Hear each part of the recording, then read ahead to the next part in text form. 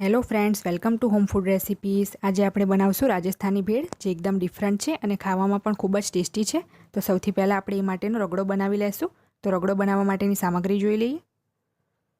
તો રગડો બનાવવા માટે મેં અહીં લીધા છે બાફેલા સફેદ વટાણા. અડધો કપ જેટલા સૂકા વટાણાને મેં 7 થી 8 કલાક પહેલાં પાણીમાં પલાળીને પછી કુકરમાં 1.5 કપ પાણી નાખીને 1 સીટી મીડિયમ ફ્લેમ પર અને 3 સીટી સ્લો ફ્લેમ પર મારીને બોઇલ કરી લીધા છે. આ મેં લીધું છે ચોપ કરેલું આદું અડધી ચમચી જેટલું, ચોપ કરેલું લસણ અડધી ચમચી જેટલું, ચોપ કરેલું લીલું મરચું અડધી ચમચી જેટલું,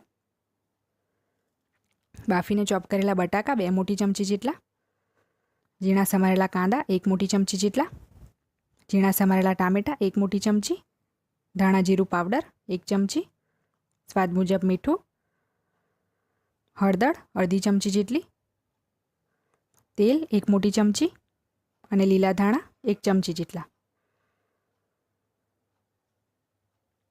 તો સૌથી પહેલાં આપણે આ પેનમાં તેલ નાખી દઈશું. હવે એમાં ચોપ કરેલું આદું નાખશું.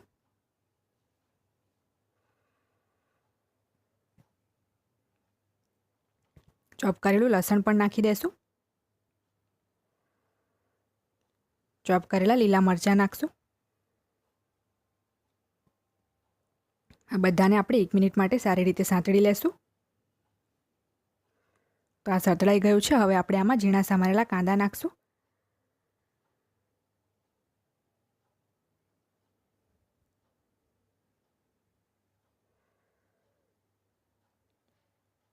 તો કાંદાને આપણે 1 મિનિટ માટે સારી રીતે સાંતળી લેશું. કાંદા સતળાઈ ગયા છે. ઝીણા સમારેલા ટામેટાં નાખશું. આને પણ આપણે 1 થી 2 મિનિટ માટે સારી રીતે સાંતળી લેશું.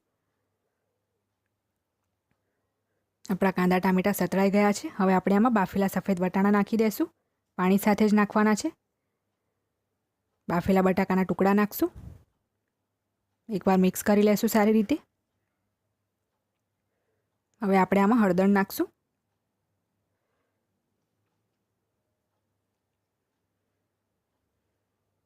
સ્વાદ મુજબ મીઠું નાખશું. ધાણા જીરું પાવડર નાખશું. અને આ બધાને સારી રીતે મિક્સ કરીને 2 થી 3 મિનિટ માટે આપણે કૂક કરી લેશું.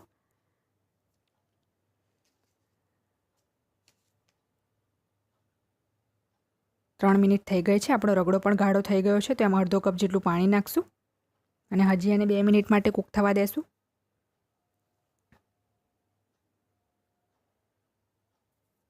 બે મિનિટ થઈ ગઈ છે. આપણો રગડો તૈયાર છે. એમાં લીલા ધાણા નાખી દેશું અને ગેસની ફ્લેમ ઓફ કરીને આને આપણે એક બાઉલમાં કાઢી લેશું.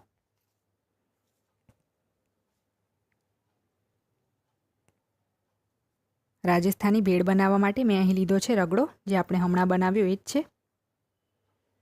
અડધો કપ જેટલા સેવ મમરા લીધા છે. આ મેં લીધો છે 1/4 કપ જેટલો નાયલોનનો ચેવડો, જે આ રીતનો આવે છે.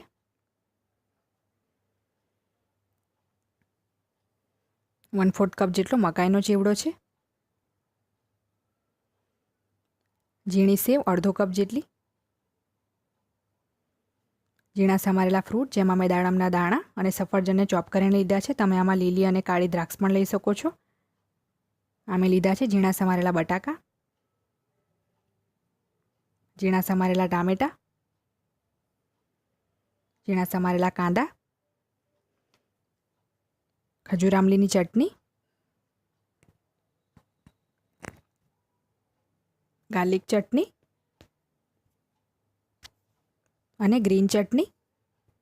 આ ત્રણેય ચટણીઓની રેસીપી મેં ઓલરેડી મારી ચેનલ પર અપલોડ કરી છે. તમે જોઈ શકો છો. એની લિંક હું ડિસ્ક્રિપ્શન બોક્સમાં આપી દઈશ.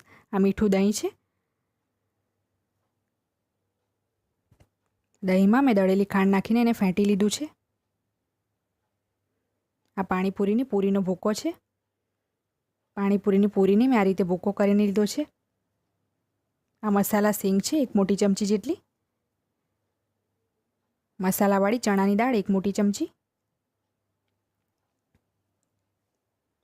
સ્વાદ મુજબ મીઠું અને ઝીણા સમારેલા લીલા ધાણા 1 ચમચી જેટલા. તો સૌથી પહેલાં બાઉલમાં આપણે અડધો કપ જેટલા સેવ મમરા નાખી દઈશું. નાયલોનનો ચેવડો પણ નાખી દઈશું 1/4 કપ જેટલો. આ મકાઈનો ચેવડો છે, જેને આપણે આ રીતે હાથોથી ક્રશ કરીને નાખશું. એ પણ 1/4 કપ છે. હવે આપણે આમાં બાફેલા બટાકા નાખશું. 2 ચમચી જેટલા બટાકા છે.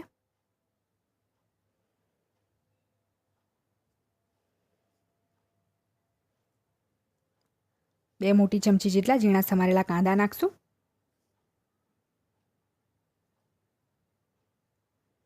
2 મોટી ચમચી જેટલા ઝીણા સમારેલા ટામેટા નાખશું.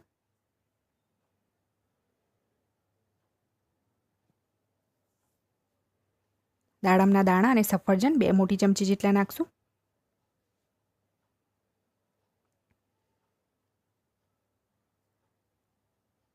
મસાલાવાળી ચણાની દાળ નાખી દેશું 1 મોટી ચમચી. મસાલા સિંગ નાખશું 1 મોટી ચમચી. લીલા ધાણા 1 ચમચી. સ્વાદ મુજબ મીઠું નાખશું.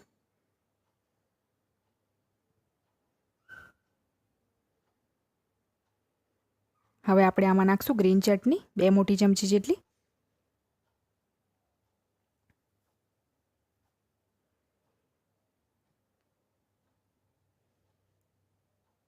ગાર્લિક ચટણી 2 મોટી ચમચી જેટલી નાખશું.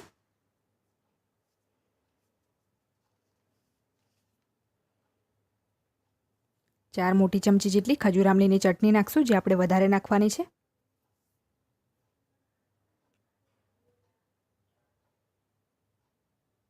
તો આ બધાને આપણે એક વખત સારી રીતે મિક્સ કરી લેશું.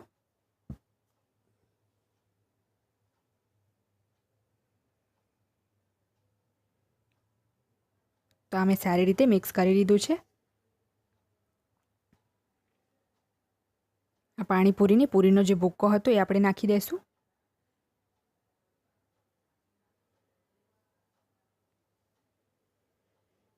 હવે આપણે આને એક પ્લેટમાં કાઢી લેશું.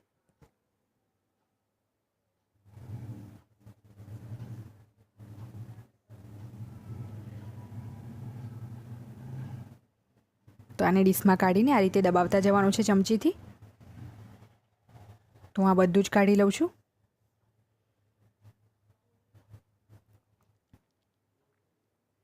તો આ રીતે હવે આપણે એને ચમચીથી દબાવી દેવાનું છે.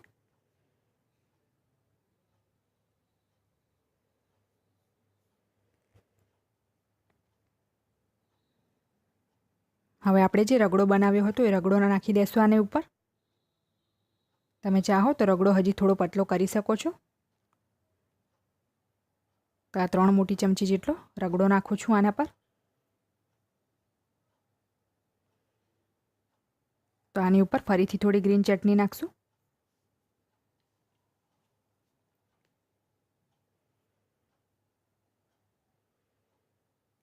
ફરીથી થોડી ગાર્લિક ચટણી નાખશું.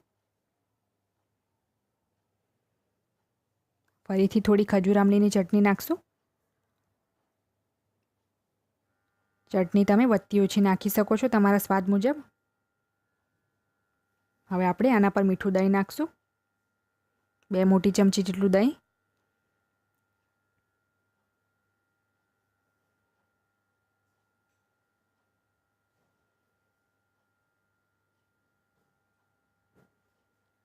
હવે આપણે આની ઉપર ઝીણી સેવ નાખશું.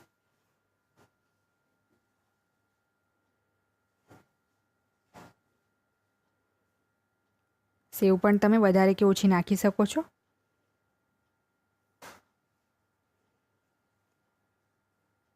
તો આ સેવ નાખ્યા પછી ફરીથી આપણે એના ઉપર ચોપ કરેલા ટામેટા નાખશું ગાર્નિશ માટે.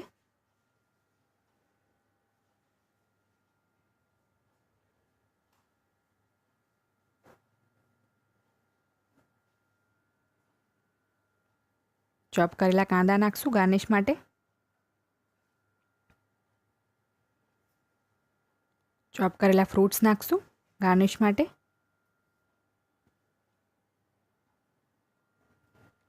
અને છેલ્લે લીલા ધાણા નાખશું.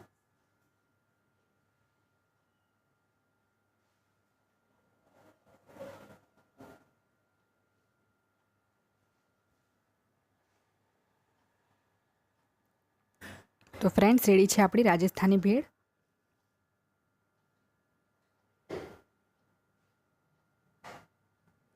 તો ફ્રેન્ડ્સ, આપણી રાજસ્થાની ભેળ રેડી છે. જેમાં ખાટો, મીઠો, તીખો, ચટપટો બધી જ જાતના ટેસ્ટ છે અને આનો સ્વાદ જે સ્ટ્રીટ સ્ટાઇલ ભેળ છે એનાથી અનેક ગણો ડિફરન્ટ છે. જે તમે ટ્રાય કરશો તો જ તમને ખબર પડશે. તો તમે ચોક્કસથી આ રેસીપી તમારા ઘરે ટ્રાય કરજો. જો તમને મારી આ રેસીપી પસંદ આવે તો મારી ચેનલને સબસ્ક્રાઈબ કરવાનું બિલકુલ ના ભૂલશો.